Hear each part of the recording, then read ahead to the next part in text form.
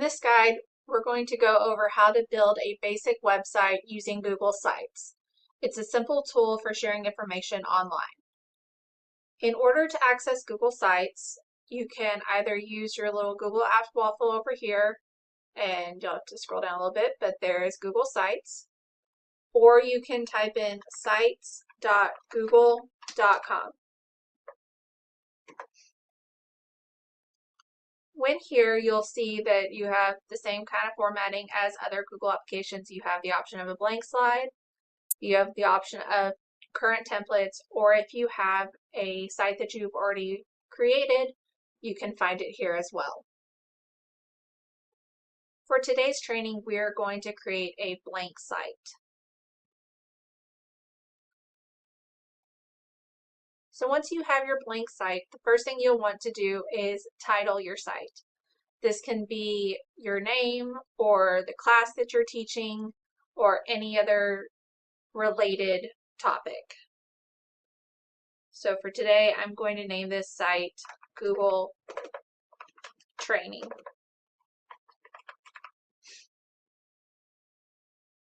You'll see once I typed this in, it also populated up here in the top left-hand corner as the name of my Google site. You'll also see that as I have typed in information, all of my changes have been saved into the drive. Again, all Google applications are autosave, so anything you type in here will save automatically. Now let's look at customizing your Google site. You'll see over in the right-hand bar here, you have the option to insert, where you can add in text, images, you can embed links, you can add elements from your Google Drive, such as a Google Doc or a slide or a form. You also have content blocks that will help you kind of just create a basic outline where it's not so free form. You also have the option of pages. Right now, all we have is a home page. But if you click this button down here at the bottom, the little plus sign, it allows you to create a new page, a new link, a full page embedded, or a new menu section. So for this option, let's just look at creating a new page. You can rename your page so that you can have multiple topics for your particular Google site. This is great for if you're utilizing this for your classroom. You can upload information related to different units or different topics, and you can name them here.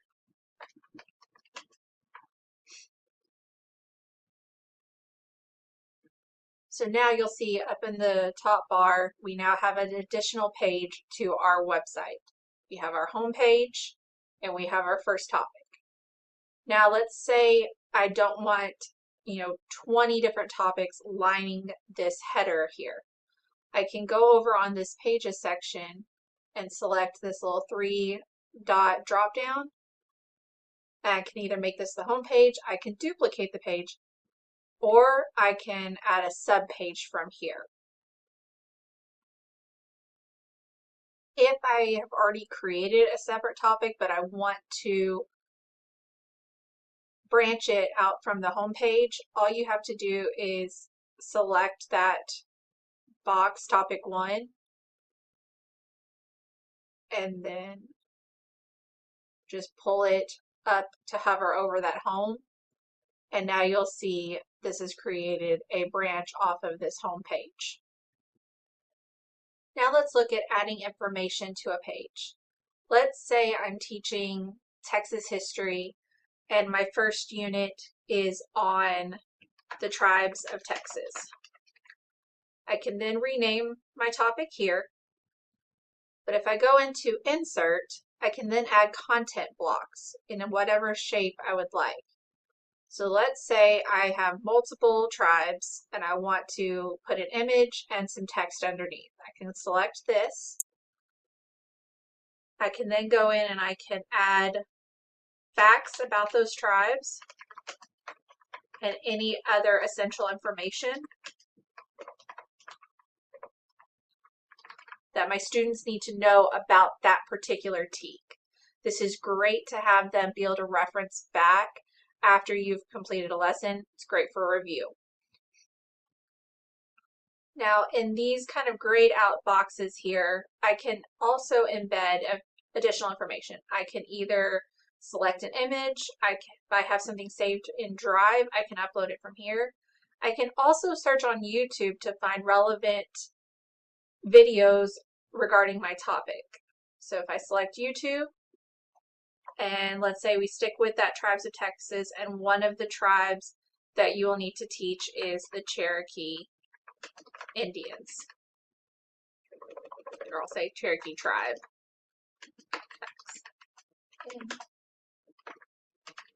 You'll see I expanded on just Cherokee tribes to just get a little bit more specific of my information. When searching with YouTube, you'll want to make sure you're as detailed as you can to make sure you're getting the relevant content. So see, now I have multiple videos that I can embed in this particular spot that can help me build upon my content. This makes it engaging and fun and not so just cut and dry with your students. To add a video into your Google site, you will just click on that link and hit insert. You can resize the video or the spot that is shown on the site to make sure that your students can see everything as well. Now let's take a look at themes. You have multiple options to choose from whenever you're creating your Google site. You can just choose one of these pre-made templates, but you can also create a custom theme as well. But you can choose whatever works best and kind of fits the vision of your class. Okay, so next time we're going to look at customizing more of your page. Let's say you have typed information in, but you're realizing that it's just too small, or you want to emphasize certain points. So we'll go to Insert and Text Box. You'll see that above that text box, you have multiple options for customizing your text. So let's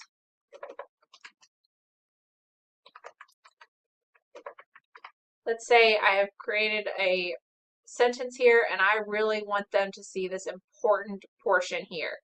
I can then highlight over that in bold or even italicize or even underline important information to just grab the attention of your students. You can also reorder information if you realize that you went out of order on a topic, or you realize you want some more instructions up here closer to the title page. You can just simply select this little dot area here and you can move as you need.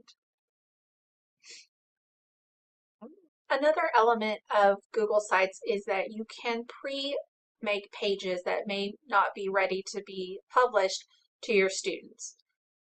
So you're able to hide any pages that you're not ready to share over here on that right-hand side again. Whenever you go back to pages, say you have a second home page, as you can see up here I've created, but I'm not ready for the parents or the students to be able to see this page. You'll select the three drop down next to that page and select Hide from Navigation. Now you can see that that has gone away and the only thing you can now see is our home and our topic 1. Now you have created your Google site and you're ready to publish this for your students to see. In order to do this, you will need to select Publish up in the top right-hand corner, and you're going to create a extension of the URL for students to be able to see or search for your site. So for the purposes of this, I'm just going to say I'm naming this, we'll utilize Tribes of Texas since this was the topic that we were discussing. And then you select Publish. This is now out on the internet. Anybody can be able to search it as long as they're within your district domain. If you want to unpublish this, say you want to make some revisions and you need to pull it, all you'll simply do is hit the drop down next to publish and select unpublish. The site will no longer be live, but you can still make edits and then republish the site when you are ready. If you want to add a collaborator to your site, such as a co-teacher or somebody else within your team, you'll go up to this little, it looks like a person with a plus sign next to it. You'll select this, and then you can type in the email address of whoever is on your team that you want to share this with. You can also send them a message of whatever you're needing to discuss with them, whether it's you want them to view this for editing purposes, or if you want them to collaborate and add additional information, you can type in that notification here and it will notify your team member. When you're ready to submit that to your co-teach or your team, just simply hit send. From that share option, you can also change who can view your published site. So right here you can see that right now anybody within Sulphur Springs ISD can search for and view my particular website. If you select the drop down, you can then make it where it's restricted, where only people that you have actively shared the site with can see it. You can make it public and you can remove the link as well. Removing the link will completely unpublish your website, where it will not be viewable anywhere, and it is as if you are starting from the beginning. You'll still keep your material here, but it will not be accessible to anybody. So why is using Google Sites useful in the classroom? For teachers, this allows you to build a class website or a lesson hub. It allows you to post announcements, homework, and classroom resources. It also creates a portfolio template for students. For students utilizing Google Sites, it allows them to build a digital portfolio of their work in your class, create project websites, and collaborate in groups or shared sites. You do need to be mindful if you're allowing your students to use sites that you are monitoring how they are sharing out their information to maintain digital privacy. If you need any help with Google Sites, you can utilize the help feature on the Google Site page, or you can visit support.google.com/sites. You can also reach out to our curriculum team with any questions you may have.